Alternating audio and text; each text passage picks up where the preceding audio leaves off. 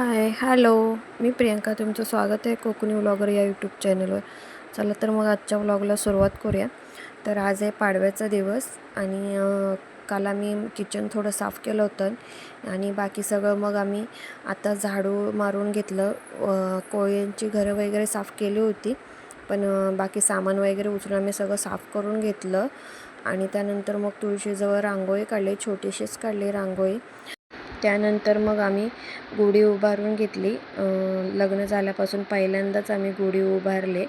याआधी कधीच उभारले नाही, कारण गावी उभारतात म्हणून आम्ही उभारत नव्हतो. म्हटलं नवीन जेव्हा स्वतःच्या घरी जाऊ तेव्हाच आपण गुढी उभारूया, पण ह्यावर्षी असं काय झालं अचानक काय माहीत नाही. म्हटलं चला आपण सगळेच उभारत आहेत तर आपणसुद्धा उभारूया आणि मग आम्ही गुढी उभारून घेतली. हे सगळी गुढीची पूजा करून घेत आहेत आणि माझं काम चालू होतं. जेवणाची गडबड होती. पप्पासुद्धा येणार होते आज संध्याकाळी, कारण आत्याच्या मुलाला बघायला जायचं होतं. त्याचा ॲक्सिडेंट झालेला, त्यामुळे मग माझी जेवणाची तयारी चालू होती आणि इकडे पूजा करत होते. तर श्रियान आमचा व्हिडिओ शूटिंग करत होता आणि तो करतो आहे म्हणून मग छकुलीसुद्धा त्याच्यासोबत व्हिडिओ शूटिंगला उभी राहिली होती, तुम्ही पाहिलंच असेल. तर इथे ते पूजा करून घेत होते. सगळं सामान ऐनवेळी सकाळीच आणलं आहे. आदल्या दिवसापासून चालू होतं, पूजा करायची नाही करायची, पूजा करायची नाही करायची, चालूच होतं आमचं. काय समजतच नव्हतं आणि सकाळी मग अचानक ठरलं चला आपण यावर्षी करूयाच. मग हे सगळे सामान घेऊन आले सकाळी जाऊन आणि त्यानंतर मग यांनी पूजा करायला घेतली. जशी आमच्या गावाकडे करतात पूजा तशीच आम्ही इथे पूजा करतो आहे आणि पहिल्यांदाच पूजा करायची, त्याच्यामुळे मग नारळ वगैरे आणला होता. तर इथे त्यांनी गुढीला हळद कुंकू वगैरे वाहिल्या, अक्षता वाहिल्या, टीका लावून घेतला आणि गूळ खोबऱ्याचा नैवेद्य दाखवला आहे.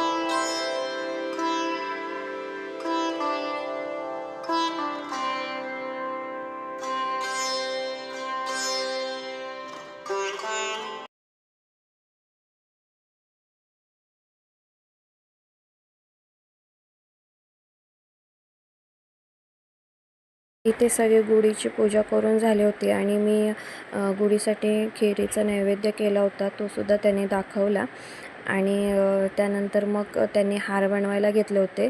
तर मंदिराला आणि घराला आणि गुढीला हार बनवून घेतला आणि त्याने तो सगळ्यांना लावून दिला. त्यानंतर मग आम्ही घरातलं काम करायला सुरुवात केली. तर आईने आणलेलं पीठ जे भरायचं होतं, म्हटलं की इथलं सगळं सामान उचलून ठेवूया. तर मग त्याने पीठ भरायला मदत केली.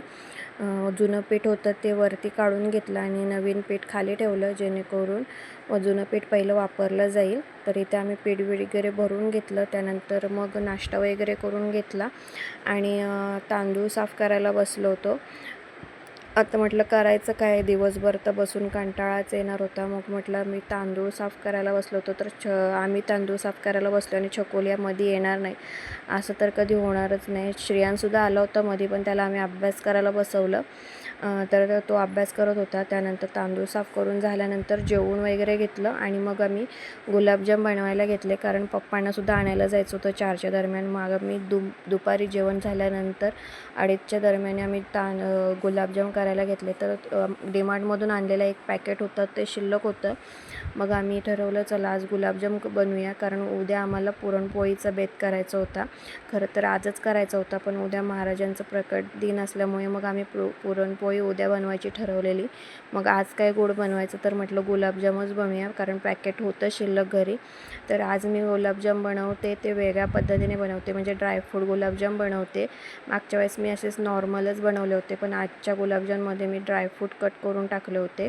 तर इथे आम्ही दोघं तयार करून घेतलं होतं आणि त्यानंतर मग मी थोडेसे उरले होते ते तयार करत बसले होते आणि मी मग तळायला आले होते, कारण मग गुलाबजाम कडक होतात तसेच राहिले तर इथे माझे सगळे गुलाबजाम तळून झाले आहेत आणि पाकसुद्धा तयार झाला होता. तर मग मी गरम गरम पाकात इथे गुलाबजाम टाकून दिलेत. हे बारीक बारीक दिसतात, ते आमच्या छकुलीने केले होते. त्यानंतर मग हे त्यांना आणायला गेले पप्पांना, तर पप्पा माझे घरी येऊन आलेत. त्यानंतर मग पप्पांना घेऊन ही दोघंजणं मुलं खाऊ आणण्यासाठी गेली होती. मग मी माझ्या संध्याकाळच्या जेवणाला लागले. चहा वगैरे आमचं झालं होतं. पप्पा 5च्या दरम्यान आले होते. मग चहाच घेतली आणि मग म्हटलं चला पटकन जेवणाला सुरुवात करूया. तर इथे मी मग जेवण करायला घेतलं. आज जेवणामध्ये माझ्या पुऱ्या आणि त्यानंतर मग ओली बटाट्याची भाजी, डाळ, भात आणि सकाळचं जेवण पण होतं शिल्लक. त्यात खीर होती, भात होता, डाळ पण होती. असं एवढं सारं जेवण सगळं शिल्लक होतं. तर मग आम्ही सगळं जेवण गरम करून घेतलं आणि नवीन ताजं जेवणसुद्धा घेतलं, कारण देवाला पण दाखवायचं होतं. एवढं सगळं जेवण बनवायला मला जवळजवळ 1 ते 1.5 तास गेला आणि हे सुद्धा मला मदतीला आले होते पुरे करायला. तर आम्ही आता जेवायला बसलो आहे. तर त्यांनी श्रीखंड घेऊन आले होते आणि हे ताट आमचं. भात आम्ही नंतर वाढणार होतो जेवायच्या वेळेस. आणि हे गुलाबजाम जे आम्ही केले होते ते खूपच छानच तयार झाले होते. तर म्हटलं तुमच्यासोबतसुद्धा शेअर करते. आणि त्यानंतर मग मी किचन व्यवस्थित आवरून घेतलं आणि त्यानंतर उद्याच्या पोळीच्या जेवणासाठी डाळ फुगत ठेवली. तर तुम्हाला माझा आजचा व्लॉग कसा वाटला मला नक्की कळवा. बाय.